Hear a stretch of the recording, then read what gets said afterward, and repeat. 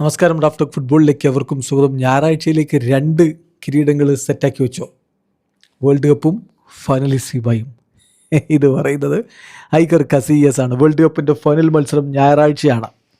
ഞായറാഴ്ച സ്പെയിനും അർജൻറ്റീനയും തമ്മിലാണ് ഏറ്റുമുട്ടുന്നത്. രാത്രി ഇന്ത്യൻ സമയം 12:30. നമുക്ക് ഇന്ത്യൻ സമയം പറയുമ്പോൾ തിങ്കളാഴ്ച പുലർച്ചെ 12:30 അക്കളി. ഏതായാലും അർജൻറ്റീന സെമിയിലെത്തിയ പാട് ഐഗർ കസീയസിൻ്റെ പ്രതികരണമാണ്.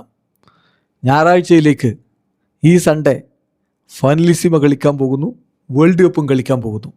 പ്രിപ്പയർ 2 ട്രോഫീസ് എന്നാണ് അദ്ദേഹം പറയുന്നത്. Yes, Finalissima.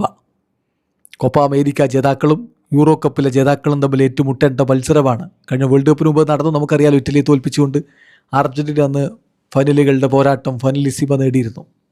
എന്നാൽ ഇത്തവണത്തെ ഫൈനലിസിമ നടക്കേണ്ടിയിരുന്നത് കഴിഞ്ഞ മാർച്ചിലാണ്.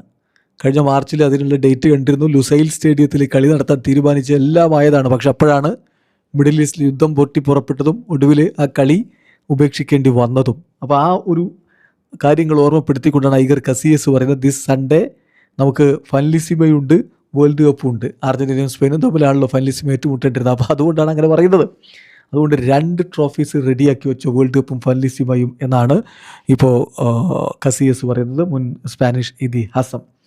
ഏതായാലും ഇംഗ്ലണ്ടിനെ പരാജയപ്പെടുത്തിക്കൊണ്ട് ഗംഭീരമായിട്ടാണ് അർജൻറ്റീന വേൾഡ് കപ്പിൻ്റെ ഫൈനലിലേക്ക് വന്നതെങ്കിൽ ഫ്രാൻസിനെ വളരെ മികച്ച രൂപത്തിൽ പരാജയപ്പെടുത്തിയിട്ടാണ് സ്പെയിൻ ഫൈനലിലേക്ക് വരുന്നത്. ഫൈനൽ മറക്കണ്ട, തിങ്കളാഴ്ച പുലർച്ചെ ഇന്ത്യൻ സമയം 12:30. അതേസമയം 3rd പ്ലേസ് പ്ലേ ഓഫ് മത്സരമുണ്ട്.